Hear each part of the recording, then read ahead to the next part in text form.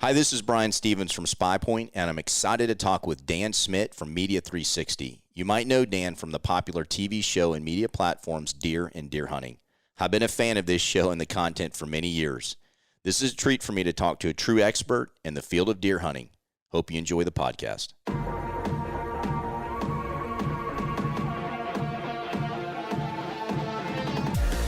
Welcome to the SpyPoint podcast. I'm your host, Brian Stevens, and on this show, we get to talk about hunting, tactics, technology, and the inside scoop from industry pros. Follow along each month as we learn, laugh, and grow together with the passion we all have for the outdoors.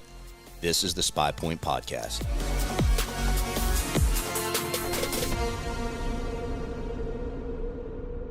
Welcome to the podcast, Dan. How you doing today, my friend? I'm doing fine.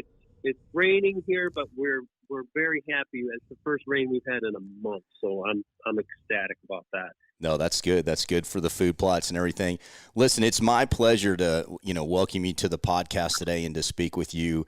I thought before we jump into some topics, take an opportunity to let people know a little bit about yourself. Obviously, I know many people have seen you, and, I've seen you over the years on Deer and Deer Hunting TV and a lot of the different media platforms, and, have just such a long background and legacy in the whitetail world. But, just take a few minutes and help people understand a little bit about your background and what got you to deer and deer hunting, and we'll kick it off after that.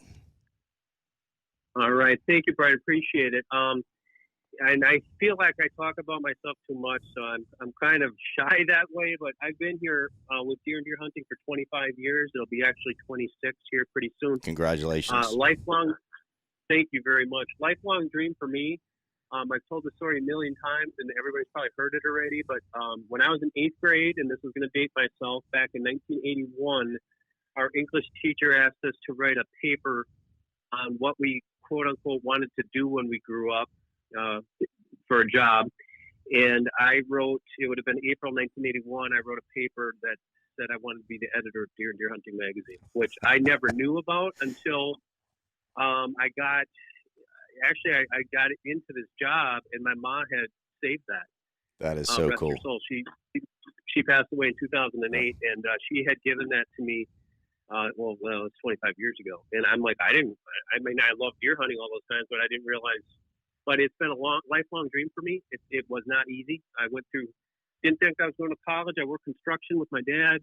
I did a lot of stuff, and I decided I'm going to try to go to college, majored in journalism, accredited program here in Wisconsin, University of Wisconsin, Oshkosh. And I worked in newspapers. I did a lot of things, and it took me probably, it took me 10 years out of high school to finally get here. So it's been a long journey, but since I've been here, it's been like living the dream. I always tell people it beats working for a living, because a lot of my friends they work for a living. They work at foundries. They do construction. They do real work. And for me to have to talk about deer hunting all day long and, do videos and magazines, it's not easy work. I mean, that. Media is not easy work. It's mentally taxing, but it sure is rewarding. Well, that's an amazing story, and congratulations. And you guys, and you in particular, have clearly built a legacy in the brand of deer and deer hunting, whether it be TV, media, magazine, all of that I know for many years, I followed and respected. So again, congratulations on a great career and a lot of years to come. And, it's nice to be able to, do something that you're passionate about. So listen, speaking of deer hunting, we know that it's right around the corner, and in fact, there's a lot of people out west mule deer hunting right now, and even in some states, they're already hunting in South Carolina as the middle of August. And being a guy from the Southeast, I've spent a lot of hours in mid-August sweating, and chasing mosquitoes to try to get an opportunity to deer and velvet. But let's talk about, that early season deer hunt, that's really, among us. And it's one of my favorite times of the year. But from your standpoint, having the opportunity to know, deer behavior, but also the hunting strategies, what is really, when it comes to early season deer hunting, what's your favorite aspect of that? That's great questions, Brian. Early season for me, because as you mentioned, there's so many opportunities out there. Wyoming starts September 1st. South Carolina, as you mentioned. I think Tennessee has got a velvet season going on right now. Okay. Nebraska. There's a lot of these early seasons that are just starting now. And the neat thing about that, a lot of guys, okay, I grew up in Wisconsin, upper Midwest, and they get kind of locked into, our season comes in September 12th this year, which is actually early. It's always the second Saturday in September. But they get locked into thinking like, well, I can't kill a big buck until, at least then, or, October 1st in Illinois, or October 15th, or wherever it happened to be, or I got to wait till the rut. That's not the case. I mean, if you follow deer and deer, you could kill a big deer in velvet right now. You could kill a big deer just coming out of velvet right now. And it's just following right now the food sources and how they're utilizing them heading up to autumn, which is going to be in a couple of weeks here. So to me, it's very exciting because it extends your season, especially if you have the opportunity and you don't have to be rich to do this. If you have the opportunity to jump across the state line or go somewhere else where they have an early season, you can experience. It's almost like having 4 seasons in one, because you can have that early August/September. You can wait until the pre-rut. You can hunt the rut, and then you can hunt the late season. So you can extend it from literally, like you said, August all the way in some of the southern states. You're talking January. So I mean, it really extends things and makes it that much more enjoyable. Yeah, there's no question. And, one of the things that I found here, especially, growing up in Florida and hunting in the Southeast, is that, a lot of these big mature deer can be pretty patternable that early part of the season before they really get nocturnal. And I've had, some great success shooting some really big deer over the years in that early part of the season. It just because, they're in that pattern. And if you can get some inventory, know where they're coming out, only hunt the wind when it's right, you can shoot some really big deer in, late August and September before they just, they go hidden. And for that's one of the reasons why I love it so much. That's exactly right. And you hit it right on the head with, you have to know deer behavior, because those big bucks that right now they are very patternable, but you've got like one chance, got maybe a couple days, Yep. You better play your cards right. Yeah. But it can be done. And that's, like I said, that's the fun part about it. No, it is. I mean, so if you think about it, there's obviously a strategy to it. So you said you only have a few chances to do it. I'm a big believer in the moon and, when these, especially during that early season. But, sometimes you have certain scenarios where you may not want to hunt the morning and you only want to hunt the afternoon, or you may, hunt only the morning based on how these deer are coming in and out of these food plots and scenarios. So from your standpoint, what are 1 or 2 key strategies for success? And then maybe what are 1 or 2 mistakes that people make during that early season? That's good. Another excellent question. The strategies for success are pretty simple. Is you have to know how those deer are using that property. So you have to know where they're bedding generally, and you have to know how they're accessing those food sources. And for me, for the most part, I'm going to say, now it doesn't matter if I'm hunting down by you in Florida or, out in Wyoming or up here in Wisconsin. For the most part, it's an afternoon gig here in the early season. Most part, Yep. I would agree. You go out there and you get there 6, 7 o'clock at night and you watch those fields. You find out exactly the trails those deer are coming out on, and you better have those stands or blinds set up well in advance and play the wind. And then basically what I'll do is I'll get in there early, not super early, because, with the humidity and everything, that's going to keep my scent around no matter how much I try to eliminate it. And then I will stay in there late, well after dark, and allow somebody else to blow those deer off the field for me. If I have to have somebody do that, that's, like I said, 1, 2, 3 hunts. If I have to do that, and that's going to be it, because those big bucks are going to know exactly what the gig. They're going to know things are happening. And then for a morning hunt, in Wyoming, I have a special situation. I hunt with a friend of mine who happens to be an outfitter. He has excellent entry and exit routes to morning spots. And basically those spots are in between food and bedding areas. So normally those deer are going up to bed up high, up on the lee side of the hill in the morning. They've been feeding down in the low alfalfa fields, in the afternoon and at night. And we try to catch them on their way back up there. And Yep. that's a different situation. You're catching a deer that's coming through, so you might only have a window that's maybe a half an hour in Correct. the morning. And that's hard. But if you have that situation, I would do that. Mistakes, biggest mistake I see people do, especially here at home, because where I live, central Wisconsin, we have 18,000 bow hunters in this county. And to give you some kind of perception there's 50,000 people that live in this county. So out of the people half the people hunt, bow hunt. Yes. So wow. and they're hunting small properties. Yep. And the biggest mistake I see them make is they run out to that stand in the morning, they come in for lunch, and they run out again in the afternoon. And after opening weekend, it's pretty much going to be done for hunting mature bucks, anyways, until later October. That biggest mistake I see is people say, "Well, I only have this time to hunt. I'm going to go hunt. I don't care." And I'm like, okay, that's fine. You have fun. Absolutely. Have fun. But if you're set on killing a big deer, you can't do that.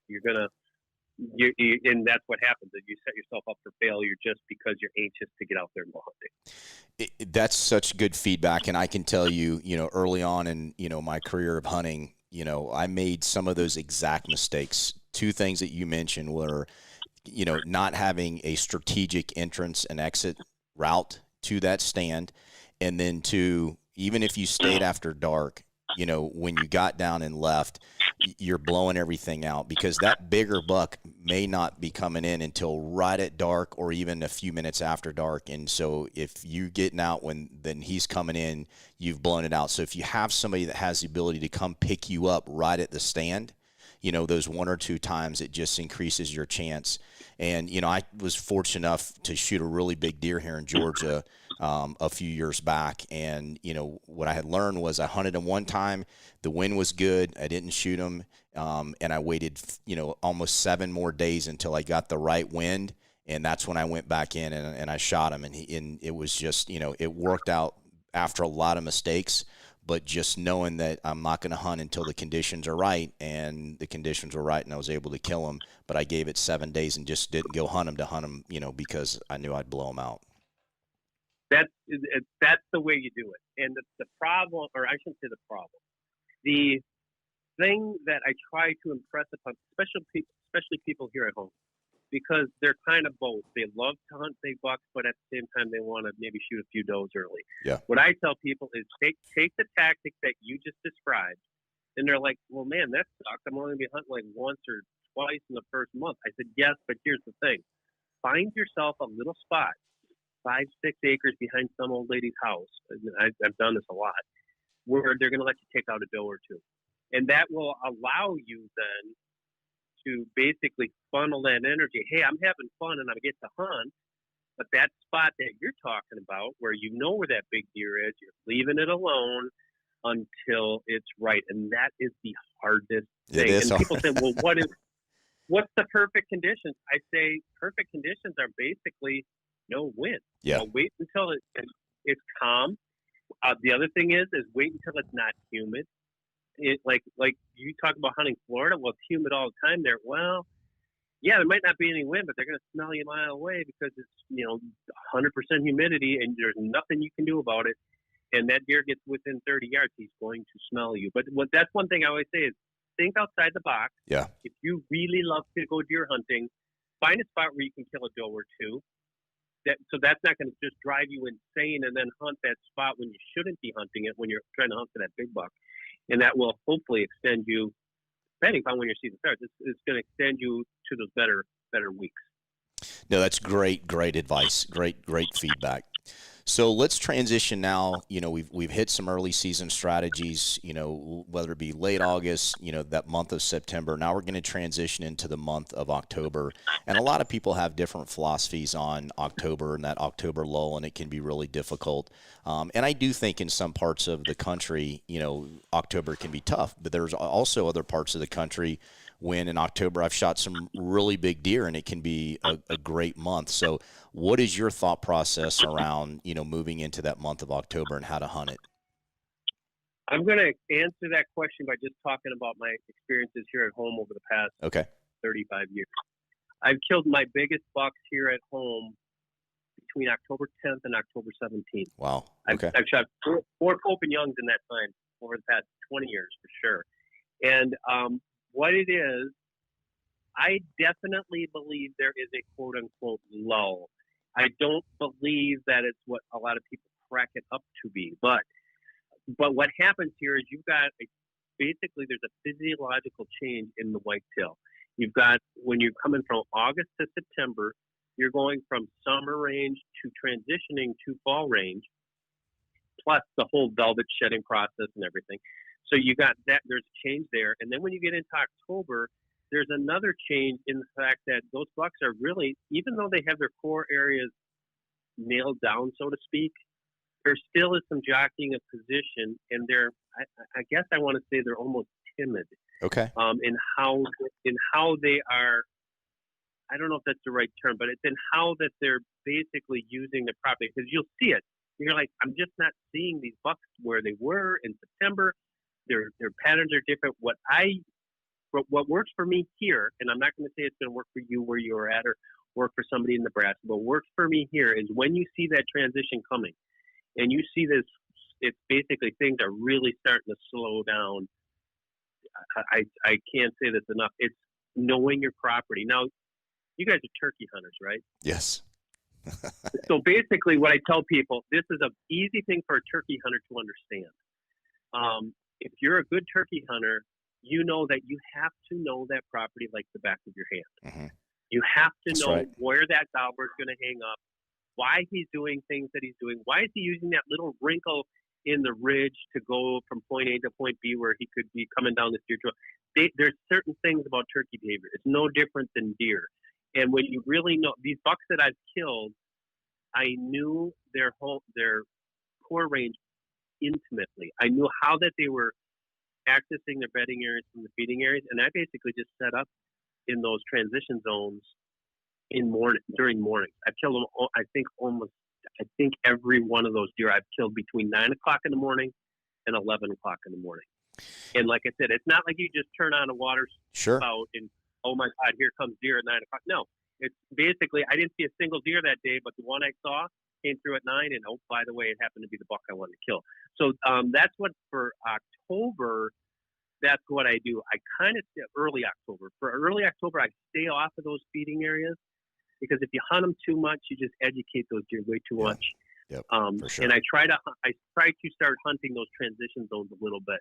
And some of those transition zones, they're just you're not going to find it today. You're not going to find it next week. It's basically, people don't want to hear this because they want an answer right now what they need to do. It's basically, I call it the 3-year plan. Well, if I'm on a new property, it's going to take me 3 years to really figure out how those big bucks use it. And it's always the way I see it here.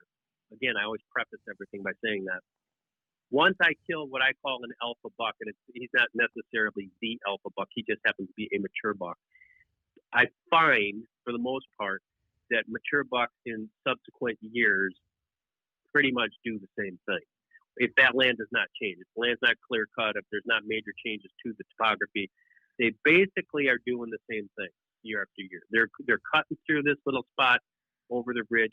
Why, I don't know, but you basically learn it. And I always tell people you become a better deer by letting the deer show you how to hunt them. And that's to take meticulous notes and keep them in your head. And I think to answer your question, for that early October hunting, don't get discouraged. Just start digging deeper into your mental notes as to, okay, what did the deer do previously?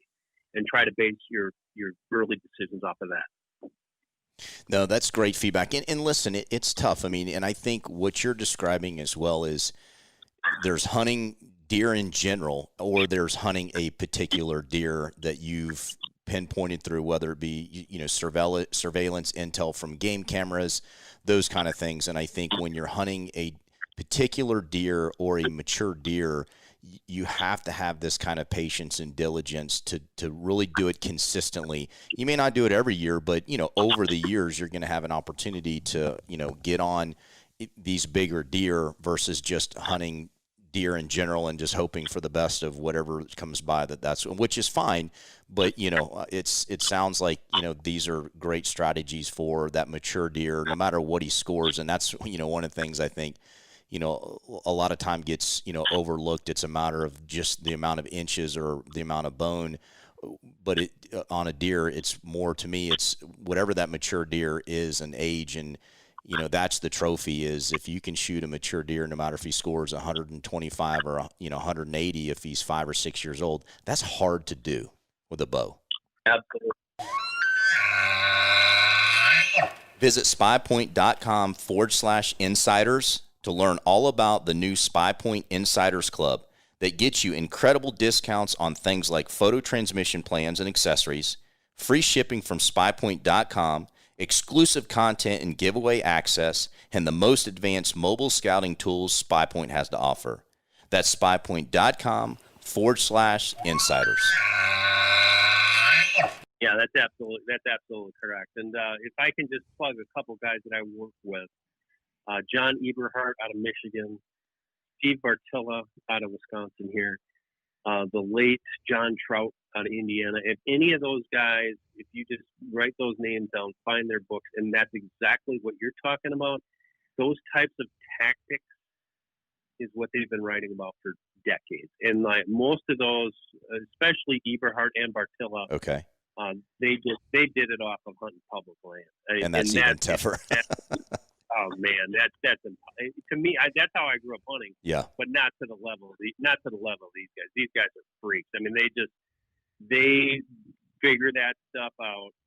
And John has always said he doesn't care about the score. I mean, basically, he's going after a mature buck, and his success speaks for itself. But yeah, absolutely, it's basically learning that behavior and then just applying it. And that wisdom comes with age.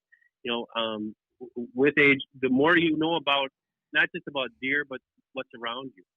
The more you know about the flora, the more about the trees.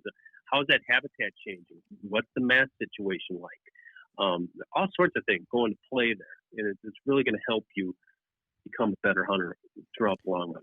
Well, and I think, and I'm so glad you shared some of those individuals, to learn from, and why not? And I think, unfortunately, a lot of people have a mentality of, I'm going to figure it out myself, and maybe an ego involved, or just being a little hard-headed, or, with trying to learn from other people. But you have to, with anything, to be successful, you have to be willing to learn, evolve, get information and intelligence, whether it's from people, you self-study and you learn information, strategies, property.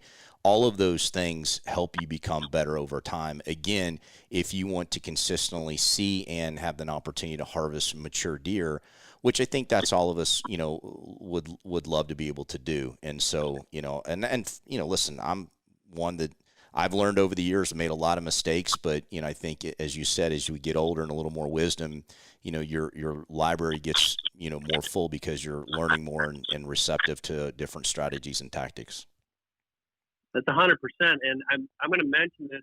Don't go looking for it because you can't find it. I wrote a book called Whitetail Wisdom. It's out of print. It came out about 15 years ago. And the whole premise of that book and the blog that I do for deer and deer hunting, Charlie Alsheimer, greatest deer behaviorist we've ever known. He was one of my best friends. He passed away in 2017. Oh, sorry. He worked for deer and deer. Thank you. He worked for deer and deer hunting for almost, it was from 79 to, it was over 30 years. Wow. And he told me, because we were both big baseball fans, and he played baseball semi-professionally when he was younger. And he always told me, if you're a sports player, he says, don't believe your own clips. And that stuck with me. I was 27 years old when he told me that. And I said, yeah, you're right. He said, you're going to learn from, he said, just shut your mouth and listen to other people. And that was the whole premise of that book. And my whole way of thinking here at deer and deer hunting is, don't be so proud to think like, oh, I have to learn this on my own. There's a million guys who have gone before us, and this applies to everything in your life. that, and it goes back 3,000 years, by the way.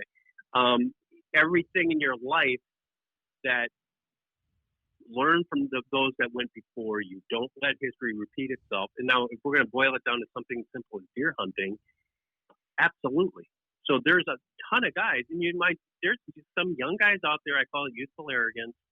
They think, and I get it. I've been there myself. I was young and Yep. I was invincible. Yep. No, man, those guys didn't. That's some old guy who was hunting, 30 years ago. Well, that old guy hunting 30 years ago knew what he was doing. Yep. And the guy that was 30 years before him knew what he was doing. Just because they didn't have a Matthews bow or a 10-point crossbow or whatever, they were shooting with a bead on a 30-30. Those guys knew how to kill deer, and they're probably way better than we are. That's right. So basically, the things there is take it in. Some of the stuff you might say, well, this doesn't apply to me, but you're going to be surprised that a lot of it does. So I've taught this I've done a lot of these speaking events with school kids. One of the best examples I always use is I said, let's pretend for a second that deer hunting is like your math class. And you're in math class, whether you're in 6th grade or 8th grade or a freshman in high school or whatever. And you'll always say, well, when am I ever going to use this again? You never know. Yep. And that's why they teach you that cognitive thinking, and that's what it's all about. And it's the same thing with this. Why do I care that a deer needs to eat 6 times a day and that it's going to consume between 4 and 6.5 pounds of food a day? Why do I care? You know why I care? Because if I'm hunting public land, where's that buck getting 6 pounds of food by eating a little, right. Yep. A little piece of browse here, a little piece of browse there? Well, now I got to think, where is this food? And now I got to figure, I never thought about that. Here's a clear cut over here, and he's probably getting a lot of that browse from this aspen regrowth. That's the types of things.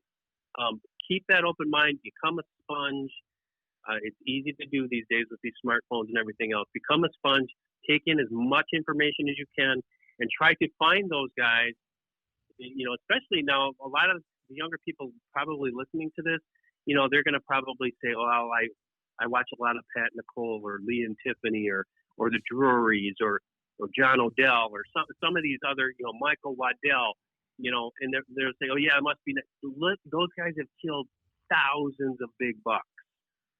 It's entertaining, yes, but at the same time, when I'm watching that, I can learn a lot. Yep. That's, I guess, my little pulpit message for the day is: don't think that you're smart enough that you can't learn from other people. Beautiful, great advice, my friend. Great advice. So let's take this conversation and turn it to, a couple of favorite hunts. I've got to tell you, one of the shows that I loved watching you do was the deer hunt down in South Florida where you shot that freaking toad of a buck. And, Billy and I grew up in Florida. We've hunted a lot of deer, a lot of animals in the state of Florida. And a lot of people don't realize that, they're not the caliber of deer that you have in the Midwest or other states, but you can still get on some really big deer while the bodies may not be as big. There's some really big, mature deer down there. So talk about that hunt, and, it's a cool story how it all transpired and all came together. That's actually one of my favorite hunts of all time, and I've done a lot of them here at Deer and Deer Hunting. But just for your benefit, anybody who wants to say Florida doesn't grow big deer, keep perpetuating that. You're not going to get the people coming down and bothering you. But if I have to tell the truth, someday when I'm rich and famous, I will be hunting Florida every single year because it's incredible. Now, thing about it is when you think about Florida, you don't think big bucks. Well, living there, that's not true. They grow big bucks.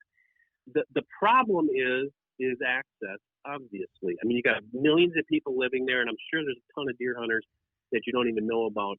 Access is the biggest thing. That buck there I shot, I believe, I'm probably going to get this wrong, but I think it was 2014. It's like 6 years ago. Yeah. And we went down there to film a TV show. Now, I had never deer hunted Florida. Well, now I take that back. I had deer hunted Florida there once or twice in the early 90s, but it was kind of like a hog hunt where they let us each kill a doe, and that was fun. That was back when compounds were just compounds. But I digress. So they said, okay, we want you to kill a buck on film, blah blah blah, and you're going to probably know it word better than I can remember, but it was northwest of Okeechobee, that area called Buck Island, big cattle ranch, cattle farming area, and this guy, he wasn't an outfitter. We set it up. It was an industry hunt. We probably had, I don't know, maybe half a dozen people there. I believe Jay Stauserman was there, and some other really great bow hunters. And the guys from Easton were there. It was pretty cool. So we went, and I didn't really know what to expect. And I thought, like, number one, and number two, Terry Boder was our TV producer at the time, just a veteran, just really good TV producer, and he was with me. And we woke up that first morning, it was 94 degrees and ungodly humid. And the mosquitoes. And we stepped out there. Oh, that was my next point. So we stepped out of the truck, and it was just a shelf cloud of mosquitoes. And I just look at him, and we didn't want to sit there and complain. I'm like, okay. So the guy tells us, he goes, okay, walk down this road. There's a ladder stand. You both can fit in it. And we get up there, and mosquitoes just, I'm just talking, this, unbearable. Yep. So we get set off in the stand. I look at Terry. I said, the first thing with an antler is getting killed. I said, this is Florida. I'm telling it's like, if it has an antler, it's dead. So basically that, we had both thermocells going, and that buck came in first light, and all right, for the whole thing here, a deer came out and I missed it. And I thought I hit it, but I missed it. Yep.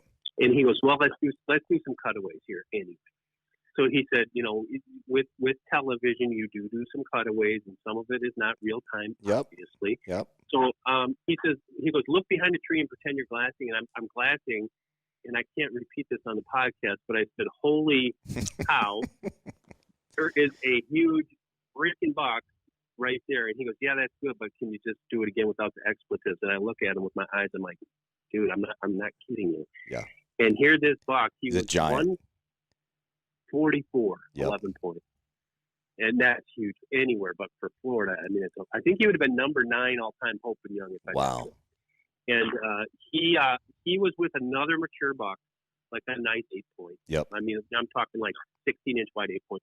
And they came right. So Terry is like standing on the ladder filming me, and he was afraid of heights. And Terry's gonna hate me for saying that, but they both bucks came right underneath the stand. Terry's right on them. And if you watch that, if you go to our YouTube channel and just Google, there's a couple of my Florida hunts in there. But if you Google that one, Buck Island, I was a mess after I shot. I was a quivering, shaking mess after I shot that buck. But that was one of the most memorable hunts. I've had a lot of them, but Oregon, I hunted out there. That was for mule deer, and that was Hawaii. I hunted wild axis deer out there. Very cool. Those were probably the two most memorable as far as an adventure goes. But here within the United States, Florida, that's got to be near the top of the list. Wyoming, I've had so many of them that it's just been normally how it is like that. It's just something completely I was not expecting that. I was not expecting going there and shoot some giant buck. And normally, you know how it is. Even when you're at home, when it surprises you and maybe you've never seen that buck before, those are the ones that really stick in the back of your mind. Yeah, there's no question. And that one just obviously near and dear to my heart just because of, growing up down there. I know the caliber of deer. Billy, his family had, a ranch in Central Florida next to the Orlando International Airport. And what they did is, they would manage their deer herd and, a lot of culling, doe management. And it wouldn't be uncommon to have a 200-pound, 130, inch buck that was, 4 and 5 years older and old. And for that part of the state was really uncommon. And they had a huge poaching problem and everything because they had such good deer. So if you can give them the food, they've got good cover, water, and you can manage it, you can grow some really big deer. And the deer you shot down there was a reflection of good genetics and just, letting a deer get to 4, 5, 6 years old. So Great story. It's incredible. It's incredible. So let me ask you this, one of your, maybe that could have been one of your weirdest hunts. Any other hunt where it was just like, you know what, it's disastrous and you end up shooting a nice deer, and maybe that was the one that you would tell, but are there any other, hunts that just were just totally, out of the box and it end up coming together and you're sitting there going, what just happened? Yes, it was my first television hunt, if you can believe that. It was, I don't know the year. It was late 90s, probably. I think it was late 90s. It was with Brad Harris, legendary turkey caller. Yes, he is. Legendary deer from Missouri. Brad is one of the best hunters I've ever hunted. I mean, he's incredible. Yeah, he is. Really incredible. He is very good. So he was working for Outland Sports at the time. They had like feather flex decoys, and they had various other products. They had the Loman game calls and that kind of stuff. We went on a gun hunt with Brad, and it was supposed to be Kansas, but it was over on the Missouri-Kansas border. And we were staying in Missouri, and for whatever, I can't remember the details, but I did not draw a Kansas tag.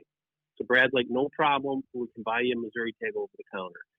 So bought a Missouri tag over the counter, and it was Andy Swift, who was the cameraman for Outland, was with me. And Brad, Brad, don't hate me for telling this story the way it actually happened. So I'm going to fast forward, and then I'm going to back up. Okay. So Brad went that first morning. Brad goes hunting over the line in Kansas, and with his bow, and he comes back with I think it was a 14-point, 185-inch buck. Goodness gracious. I mean, just unbelievable. Yeah. Unbelievable. So when we're going to go out hunting, Andy's like, well, where am I taking Dan? And he said, okay, well, this one farm that we got. And he goes, okay. And Andy's trying to remember, yeah, I guess. And he goes, okay, park there, walk down this trail. And Andy's like, we get out there, and he's like, I have no freaking clue where I'm taking you. Yep. He said, there's no tree stands, there's nothing. I have an .6 Browning pump, and I'm like, you got to be kidding me. I said, it's opening day. We don't know where we're going. He goes, we'll figure it out. So we walk. He goes, we get there. He goes, I have no idea. He goes, I really haven't been on this property much. He said, we're going to walk down here about 200 yards, and there's a little field that we're going to set up turkey hunting style. And I'm incredulous. I'm like, you've got to be freaking kidding me. So I'm like, all right, I'm going to trust them. I know these guys know what they're doing. So we go down and we set up. It's going to take me a couple more minutes. So we set up, and I'm sitting there turkey hunting style on the ground on this little crest of a hill. Okay. And this is almost like the story I just told about Terry. Well, Andy is behind me with the huge Beta Cam. I mean, remember the 60-pound cameras? It's like a suitcase on your shoulder. Exactly. A full one with filled with lead. Yep. And he is snapping off twigs, and he's trying to position himself so he's over my shoulder. And he's I don't want to say he's cursing, but he's not happy. And he's trying to set up behind me. And it's just getting daylight when we get in there. And I look, and I hear something, and I can't quite see it. And I'm crooning, and I'm just like, holy cow. And I'm like, dude, do not move. And he goes, what? I said, don't talk and don't move. 10 yards away is the biggest buck I've ever seen in my life. And the buck is walking along the edge of the field, and he's going to come within 8 steps. Oh, my gosh. And Andy's facing the other way. He's facing behind. He can't see what's going on. I said, just don't. Oh, that's the worst. Don't move. It's the worst. Yep. So, and this is my first TV hunt. Okay. Yep. So I said, man, I am really sorry. And I just completely, the deer, at that second, the deer blows, takes 2 bounds. I shoulder my rifle. He stops, looks back, kerpow, I shoot. Deer runs off. And he's just, he goes, you're going to get me fired. What are you doing? What did you do? And I said, you will not believe it. He goes, it couldn't have been that. I said, you will not believe it. Yep. That deer was 165 inches. He had 13-inch tubes. Wow. And I shot him at 8 steps. That is so cool. That was probably, I mean, now if you compare that to Florida, it was probably that. Considering I had never hunted on film before. I didn't know what I was saying. But that was like completely unexpected. And one of the, in hindsight, now I have a picture somewhere of Brad and I with our deer together. And it's one of my most treasured photos. Is like Brad's got this, you know, it's a 185-inch 14-pointer with split twos and all sorts of extra stuff going on. And I got this giant. I think he's at home. He's a mainframe 10, but the tines, he's like 20 inches wide and just super tall tines. Just gorgeous buck. Well, and to have a deer of that caliber at 8 steps, 10 steps, I mean, that'll rattle your cage.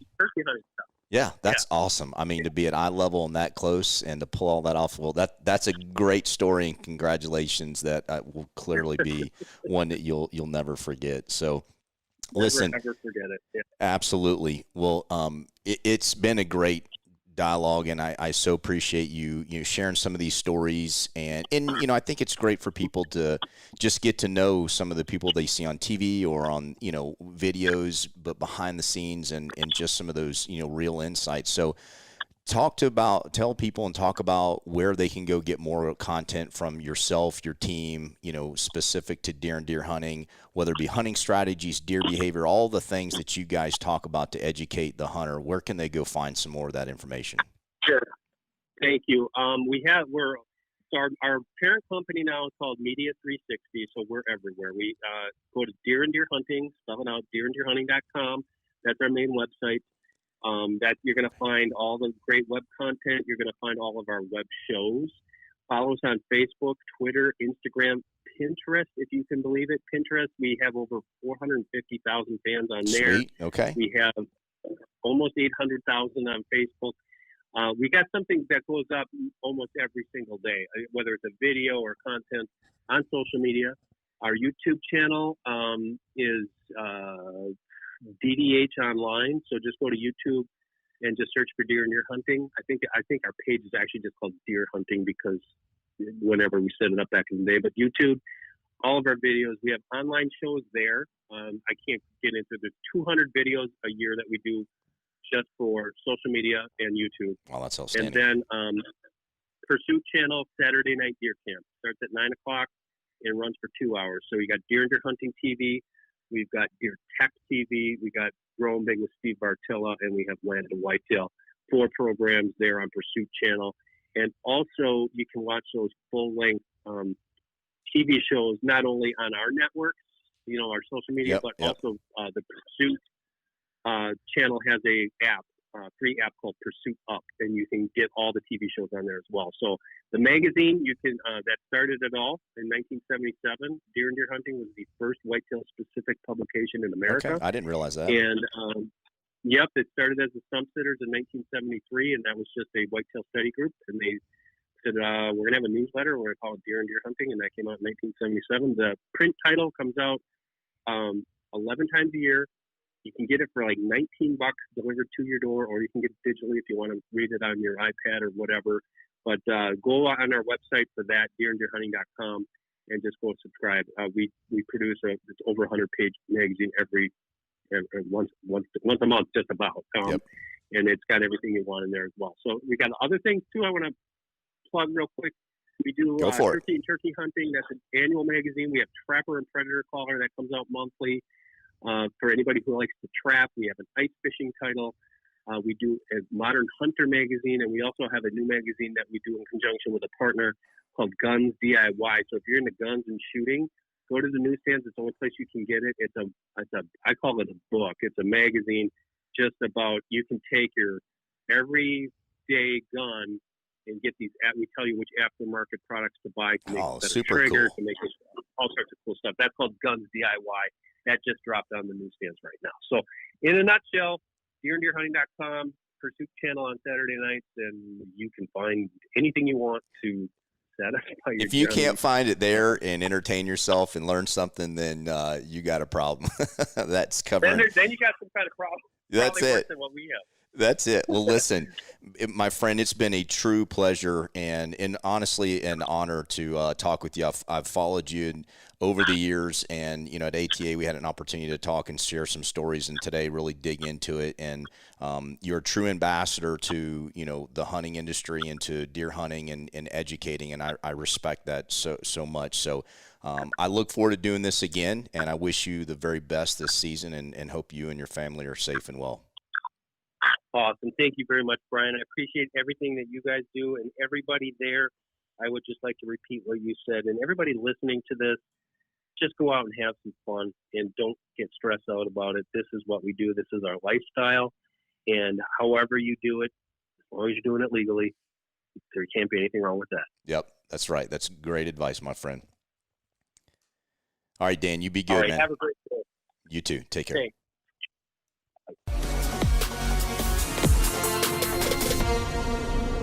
Don't forget to visit spypoint.com/project for all the latest from Project SpyPoint. And follow us on Facebook, Instagram, Twitter, and YouTube for all the latest on SpyPoint trail cameras and the outdoors.